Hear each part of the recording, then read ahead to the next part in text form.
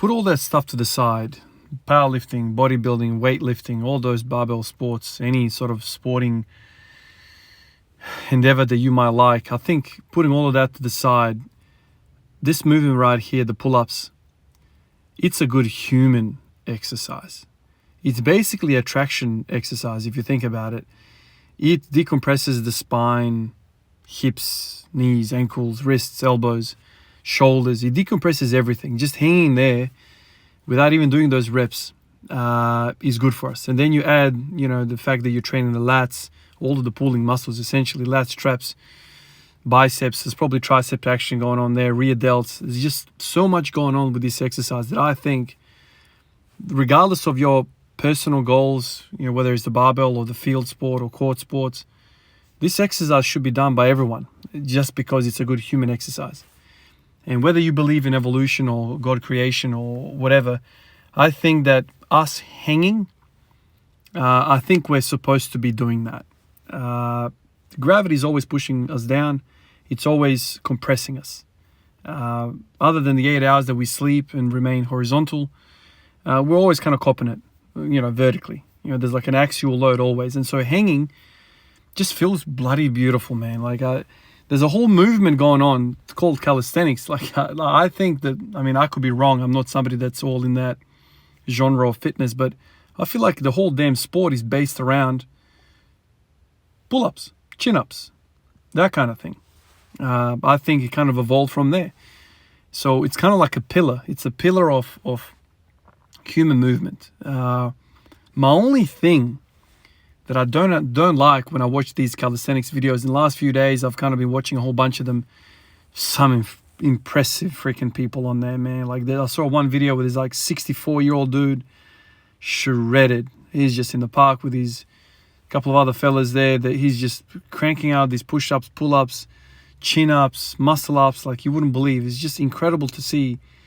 And the whole time I'm thinking he's doing himself a favor. I don't know what he did in his previous life, but I'm sure a 64-year-old back has more wear and tear than a 30-year-old back. And so that constant traction that he must have had while he was kind of ramping up to doing these 30 damn pull-ups in a row has just benefited him. And I think this is kind of what, led him to, to fall in love with it. But the only thing I don't like about seeing these videos is that it seems like almost every guy has legs that are like these appendages that no one ever thinks about.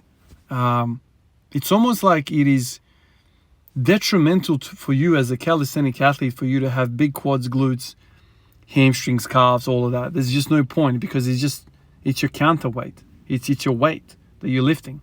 And so a lot of these guys are always wearing pants and some of them wear shorts. And you can just see by the shape of their legs and the way the outline of their legs, they don't really do much for it. But it got me thinking. It got me thinking about calisthenics exercises for legs. I'm sure there are guys there who are also doing leg training as well, but they don't put on the mass. I don't know whether they don't do as much volume because the volume that they're doing for the upper body must be much, much, much greater because those lats, chests, backs, so much development there. That I think that, if they put as much emphasis into the legs, they could probably build some nice legs, quads and whatever. But it got me thinking, what are some of the best exercises to do for a leg workout if you're a calisthenics athlete? Immediately I thought about pistol squats. It was really weird for me to think about that ahead of lunges. Lunges I feel like are incredible. I've spoken about lunges in the past. It is a beast of an exercise. You don't need a lot of weight. Just go for steps and you're going to be getting yourself an incredible workout. But pistol squats, I've always loved seeing people do pistol squats, but it's very rare to see somebody do them well. So most of the time you see pistol squats, they have this full spinal flexion, thoracic, lumbar, all of that is just fully flexed because they run out of hip mobility, hip flexion, and so they start borrowing it from the spine. And so you start rounding over and to accommodate that, forward leg from sticking up, and so it's very, very difficult, but it's not difficult from the standpoint, at least in the beginner's stage, from the standpoint of strength. It's difficult because of the mobility and stability issues. For me, for instance, I just don't have the mobility. When I have a bar on my back, you guys are like, you must have really good squat mobility. I don't really. Like your body weight, I don't have that. I can't squat effortlessly like you see some guys. I remember seeing Lou warm up. He just grabbed the bar, empty bar, and he's kind of doing all these stretches, whatever, gets the bar, picks it up, straight into overhead squat. And it's like perfect verticality. It's just incredible. I am nowhere near that. I need the bar on my back, and I'll kind of lean over a whole bunch for me to kind of get into positions. And as I start putting on one plate, second plate, third plate, I get more and more comfortable. When I get to 4 plates, I feel like I'm really in the position that I want to be in. Take all that away and ask me to do it on one leg, no way, I just roll backwards. I just literally roll over backwards, and that's it. That's the end of that. But it got me thinking. As I was kind of going through the pull-ups today, and I did a whole bunch of them, I thought, let me just do them assisted. I'm supposed to be doing a whole bunch of pull-ups today. I'll go into squats. But it got me thinking, since I'm in this vibe of calisthenics, I was like, all right, let's do some pistol squats. So what you're seeing here is very assisted pistol squats. Without me, my hands on the squat rack, I would fall backwards. Simple as that. But it allowed me to bias myself to stay vertical as much as I could and to bias the quads. And it felt good. Whole lot of glute medius. I'm probably going to be sore tomorrow from this. Whole lot of quads. And you can just, I've seen a whole bunch of people talk about it differently, using straps, using TRX, straps, using whatever you can. I decided to do it this way.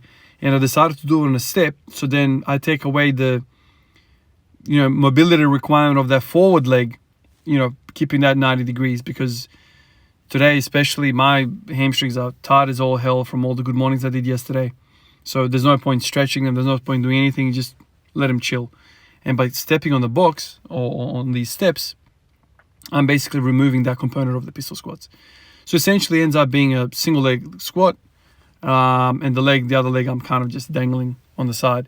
But I can tell you, I did 5 sets of 5 to kind of warm up with it and catch my groove. I have not done pistol squats in, I don't even know how long. It's been a very long time since I've tried to do pistol squats, and I've never been able to do it properly anyway. I'm sure the strength is there, it's just I don't have the mobility. So I did 5 sets of 5, and then after that I did 5 sets of 10. The same kind of setup, same kind of idea, and just working it. It's interesting. I reckon, you could do this weighted as well. I guess you could take a kettlebell or a dumbbell and stick it up, under your chin, or maybe even a bit more forward. And that could kind of counterbalance you as well to some degree. Maybe having your hands out straight, that's also kind of a counterbalance as well.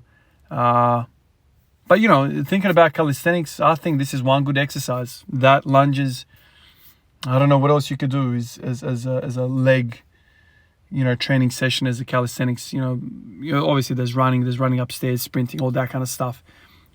Athleticism, that's, a leg exercise.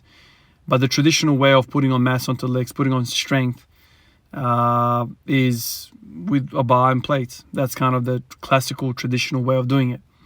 I just wonder, we spoke a whole bunch in recent days about upper back involvement in a deadlift, and how people that are advanced in pull-ups and chin-ups, and basically calisthenics, they have a kind of like a head start when it comes to deadlifting, because lats and traps, the muscles used in pull-ups, carry over so well to the deadlift, and making sure that whole shoulder girdle is solidified in that bottom position of the deadlift when you first kind of apply force to the bar. A lot of us with maybe weaker backs will unglue our shoulders and roll them forward, and that kind of leaks power. So these calisthenics athletes have the ability, the strength, to stabilize the shoulder girdle, the scapula, all that stuff. And so they kind of, put on, I guess, gains in the deadlift really quickly because of the upper back development. I'm just wondering to myself, I just run all these ideas in my head. I wish I could have access to all these people, but I wonder if there's somebody out there who does a lot of pistol squats, a lot of lunges, without any bar work at all, kind of like a calisthenics athlete who does a lot of leg training. I would love to see them squat. Squatting and deadlifting are a bit different. Squatting is very technical. It's much different to deadlifting. There's an eccentric and there's a concentric portion. There's depth. There's all sorts of things happening in the squat. So that's probably not a good, and maybe not even a safe test to do. But I just wonder, If there's any calisthenics athletes over there who can do, I don't know, what's reasonable, 30, 40, 50 pistol squats in a row. Is that too much? I'm not even sure what the standards are when it comes to pistol squats. But I wonder, somebody that can do 50 pistol squats, both legs, what could they do in a, I don't know, in a back squat? Or maybe they would have done a weighted. You know, calisthenics is also, there's also weights involved. You know, they got the belts, the hip belts. You can, you know, chain plates to yourself so you can do pull-ups. Maybe those plates could also be used for pistol squats. So I wonder if there's relationship there, correlation at all. But you know what I felt today, you know, my knees feel a little bit off because it's such a weird angle of squatting. Because you're kind of like leaning backwards, I'm pushing my hands forward, and so I'm kind of getting into ranges of motion which frankly I shouldn't have, but because I'm assisting myself, I'm kind of getting into those deeper ranges of motion when it comes to the knee and the ankle, and it's just different when you don't have like counterbalance on your shoulders. So anyway, you know, this whole, I don't know how long it's been going on for, the last 7 days, 8 days that I've had this weird COVID-less sickness. I don't know what the hell is going on. Headache, nausea, all that stuff. So I've kind of been forced to do a deload. So I just thought, let's try pistol squats. After the pistol squats, I worked up to 140 on the barbell. That kind of felt alright. My headache is still there. It's still kind of there. I can feel the back of the head. So I'm still kind of not 100% certain when I'm going to go back to deadlifting 240, 50, 60, all that stuff. I just have to give my body some time. But that's where I'm at. Just thinking a whole lot about calisthenics. The good thing about calisthenics is that you can do exactly that. Get away with really good training sessions without spinal loading, without having to, you know, tax the shit out of yourself. You know, getting how would you quantify this? So a single leg pistol squat, how much is that, you know, in comparison to a barbell back squat? So I weigh 90 kilos and I'm putting 90 kilos through one leg. So that's, let's say 90 kilos squat. It's a pistol squat. When you're on two legs, that's 45 a pop, right? That's 45 a pop.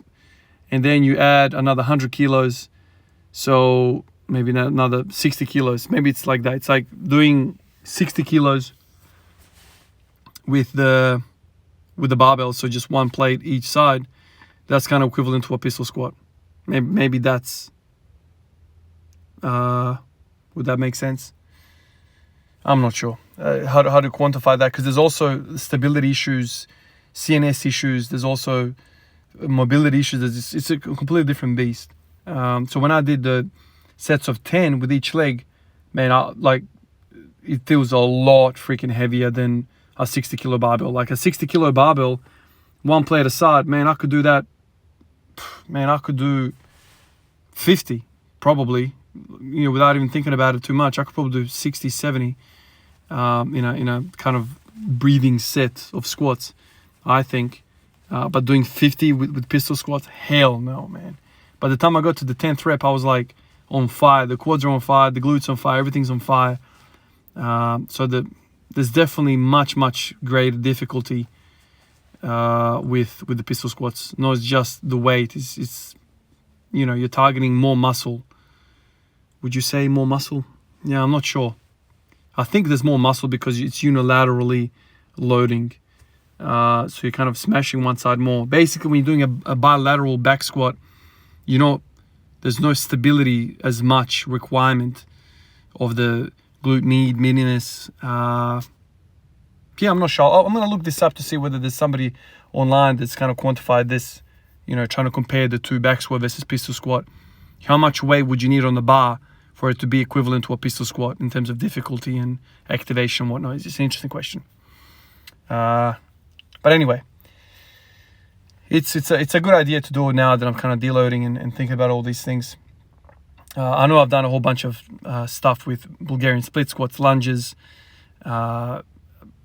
Bulgarian split squats I took, I think the most I did was, I'm going to lie now, I think 140. Did I do that? I have to go back in the videos in the log to see. I mean, doing 140 with the pistol squat, my Lord, you would have to be some sort of beast. Some sort of beast. In fact, after this, I'm going to go and look to see what are the records for pistol squats, if I can find them anywhere on YouTube or Google or whatever. I'd love to see it. And I'd love to see what the spine is doing. Like, do these people have flat spines or do they have curved spines? Because I couldn't imagine putting 140 kilos on my back or whatever, front rack or whatever the hell they're doing, in a fully flexed spine. So the people that are doing weighted pistol squats, I would hope that they have the ability, the flexibility, the mobility to at least hold some sort of flatness to the spine. This is the thing, like pistol squats are kind of like overhead squats. There's just so much more going on than just the strength component. You need so much mobility. They're like super advanced mobility skills. And then you add strength on top. So it's a freaking advanced movement. But it interests me, especially in this time, because I want to get away with using basically the least amount of weight I can and just move my body through space. And I think that's what calisthenics is attracting me about this whole thing the most, is because you don't really need any equipment and you don't need any spinal loading. And so for a deload, fantastic. It's a massive challenge to your body, but you're not loading, you're not smashing yourself. Anyway, I'm going back in the house and look this stuff up and see if I can find some freaks of nature doing 140 pistol squats. That would be freaking sick to see. Anyway, guys, thanks everyone on Patreon, list, Instagram, YouTube. Appreciate you guys. I'm really keen to see what you guys come up with in the comment section about this one, because this is not a field that I have a lot of understanding at all. You guys saw me. I can barely do a freaking pistol squat. So maybe some of you guys are masters of pistol squats. Maybe some of you guys can do 30, 40 reps. I mean, that would be sick to kind of think about and have you guys tell me your experience. Anyway, guys, I'll catch you guys in the next one. Peace out.